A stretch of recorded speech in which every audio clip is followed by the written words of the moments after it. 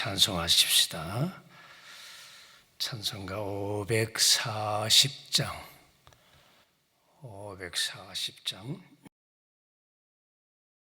주의 음성을 내가 들으니 사랑한단 말일세. 540장입니다.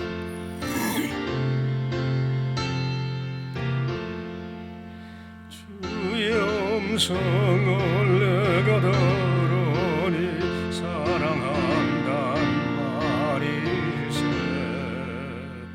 믿는 마음으로 주께 가오니 나를 용접하소서. 내가 매일 십자가 앞에 가까이 가오니 구세주의 흘린 몸에 비로소 나를 정케 하소서. 주여 넓으신 은혜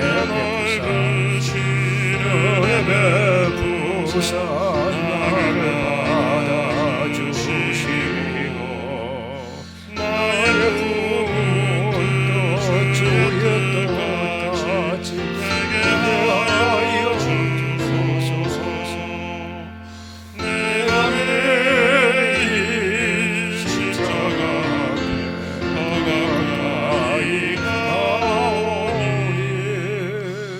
구세주의 흘린 몸에 비로소 나를 정케 하소서.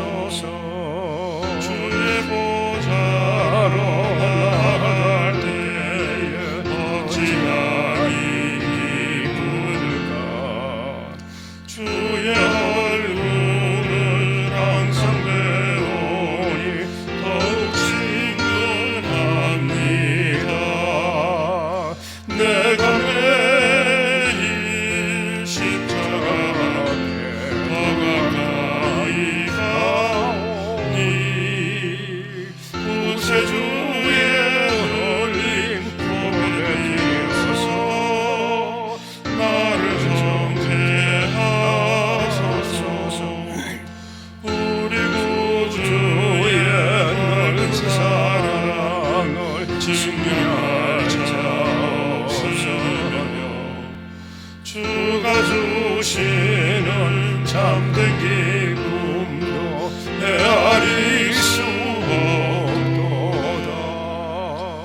내가 매일 십자가 앞에 더 가까이 가오니 구세주의 흘린 몸에 비로소 나를 정케 하소서. 아멘. 하나님의 말씀 마태복음 6장 9절에서 13절 주 기도문입니다. 마태복음 6장 9절에서 13절까지 말씀 다 같이 말씀을 봉독하십시다. 다 같이 한 목소리로 또박또박 말씀 봉독합시다. 그러므로 너희는 이렇게 기도하라. 하늘에 계신 우리 아버지여, 이름이 거룩히 여김을 받으시오며 나라가 임하시오며 뜻이 하늘에서 이루어진 것 같이 땅에서도 이루어지이다. 오늘 우리에게 일용할 양식을 주시옵고 우리가 우리에게 죄 지은 자를 사하여 준 것 같이 우리 죄를 사하여 주시옵고 우리를 시험에 들게 하지 마시옵고 다만 악에서 구하시옵소서. 나라와 권세와 영광이 아버지께 영원히 있사옵나이다. 아멘. 오늘 본문 중에 10절 상반절에 예수님께서 이렇게 기도하라고 하시는 두 번째 기도 내용을 묵상하십시다. 하나님의 나라가 임하게 해달라고 하는 기도입니다. 하나님의 나라가 임하게 해달라고, 나라가 임하시오며 그랬어요. 여기 나라, 바실레이아라고 하는 이 나라는 바실레이우스 왕이 다스리는 따뜻한 나라, 그런 말입니다. 나라. 아버지, 우리의 아버지가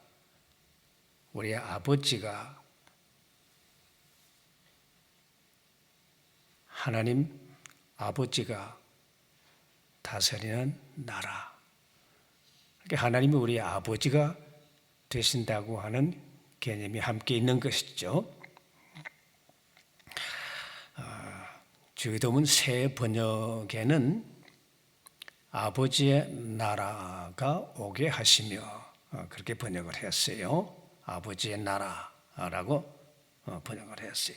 아버지 되시는 하나님이 왕으로 지배하는 그런 영역이 하나님의 나라입니다. 이 하나님의 나라를 결정하는 것은 바로 그 하나님의 속성이 결정을 하는 거예요.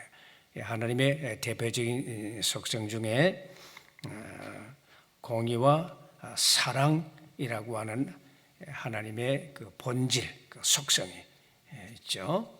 이 공의와 사랑이 있으면 하나님의 나라가 된다는 뜻이죠. 공의와 사랑이 충족되지 아니하면 하나님의 나라가 아니다라고 하는 의미를 동시에 가지는 것입니다.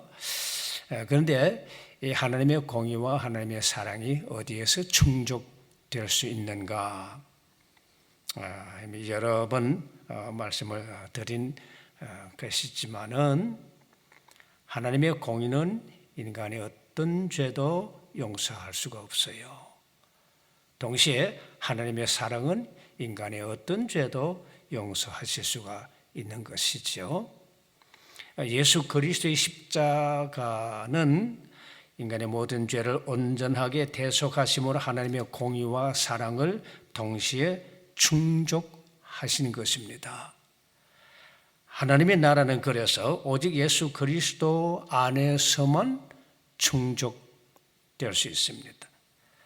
하나님의 공의와 사랑이 완전히 충족되는 인간 역사의 유일한 지점은 오직 예수 그리스도의 십자가뿐이기 때문입니다. 지난 9일 날인가요? 한국의 새 대통령이 취임을 했습니다. 우리는 이 새 대통령이 하나님을 경외하고 두려워하는 지도자가 되도록 기도해야 합니다. 하나님이 통치하는 나라가 될 때 가장 복 있는 나라가 되는 것이죠. 하나님의 공의와 사랑이 충족되기 때문입니다. 하나님의 나라는 오직 예수 그리스도 안에서만 이루어질 수 있습니다. 그래서 오직 예수입니다. 나라가 임하시오며 임한다고 하는 것, 하나님의 통치가 이루어지는 것을 의미하는 말이죠. 이 세상을 통치하는 두 가지의 법이 있습니다.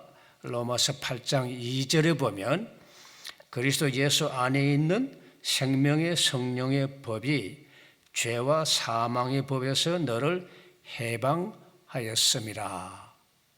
첫 번째 법은 죄와 사망의 법입니다. 사탄의 법을 의미하죠. 아담과 하와가 사탄의 유혹으로 하나님을 떠난 이후에 인간은 사탄의 지배를 받아서 죄와 사망의 법이 인간을 다스리게 된 것입니다. 타락한 인간은 결코 욕망에서 벗어날 수가 없게 된 것입니다. 그 결과는 사망이죠.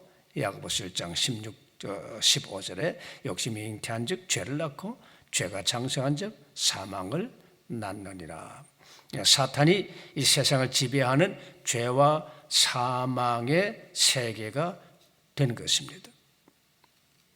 사도 바울은 이 죄와 사망의 법을 섬기는 절망 속에서 이렇게 탄식하고 있지요. 로마서 7장 24절입니다.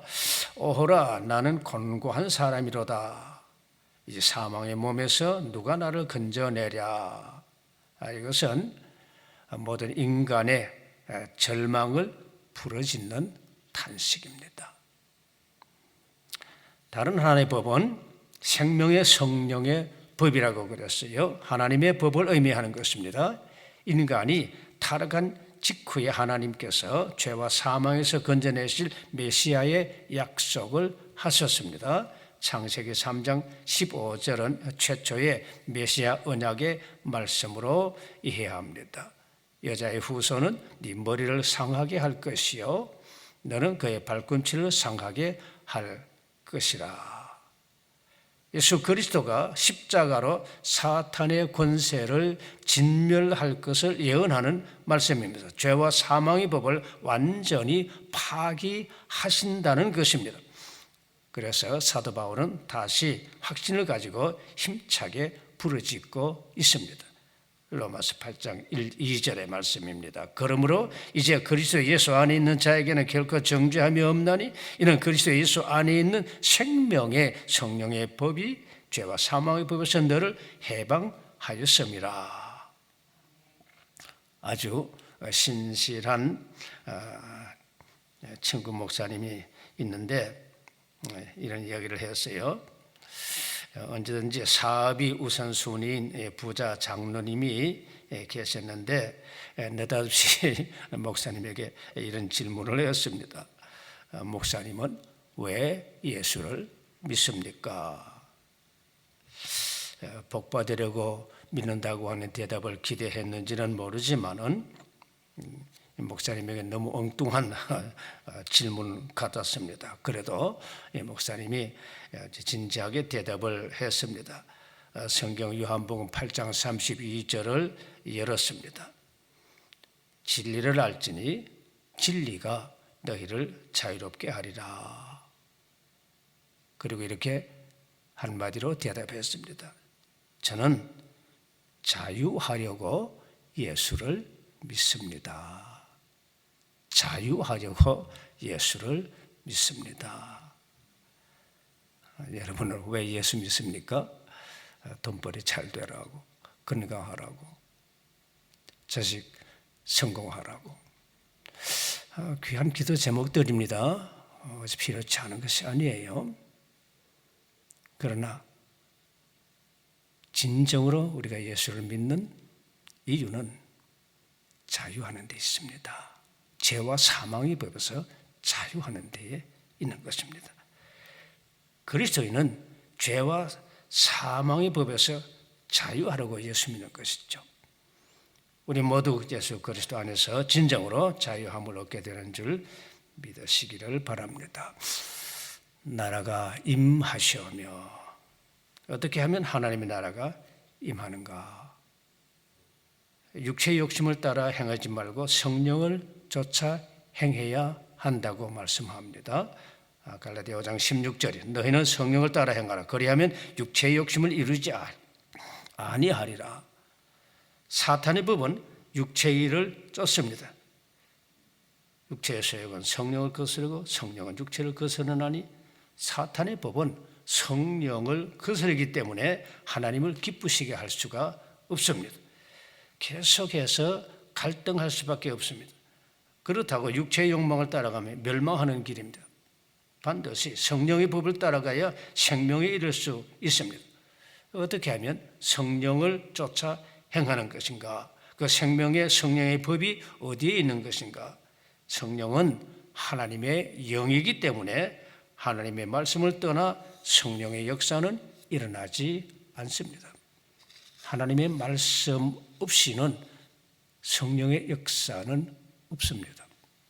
꼭 기억을 하세요.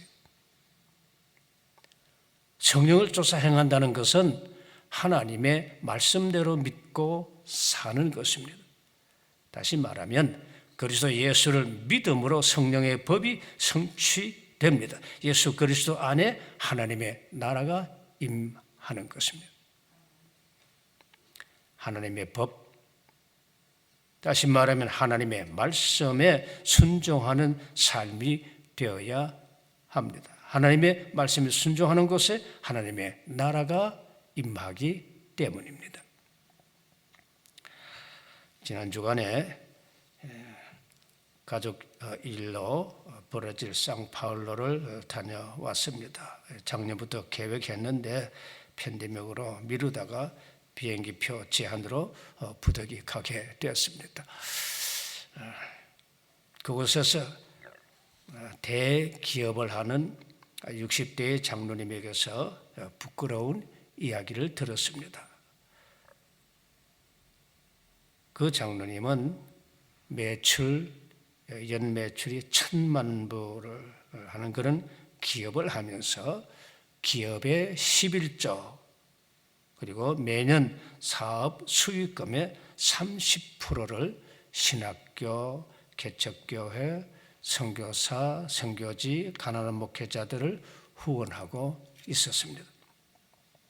그런데 수십 년 동안 후원한 결과 목사님이나 선교사님들을 믿을 수 없게 되었다는 것입니다. 생각보다가 너무 많은 분들이 사명이 아니라 개인적인 이익을 우선하고 있더라고 하는 것입니다. 그래서 크게 실망을 하고 직접 신학교를 운영해서 온전히 헌신하는 사역자들을 길러보겠다는 것입니다. 물론 장로가 돈이 있다고 신학교를 운영하겠다고 하는 것이 적절해 보이지는 않지만은 많은 목사나 선교사들이 개인적인 이익을 위해 일하고 있어서 믿고 후원할 수 없다는 결론을 듣고 평생 목회만 했던 은퇴 목사로서 많이 부끄러웠습니다. 나는 그들과 얼마나 다를까 하는 것입니다. 마태복음 6장 33절 말씀이 생각났습니다. 너희는 먼저 그의 나라와 그의 의를 구하라. 그리하면 이 모든 것을 너희에게 더하시리라.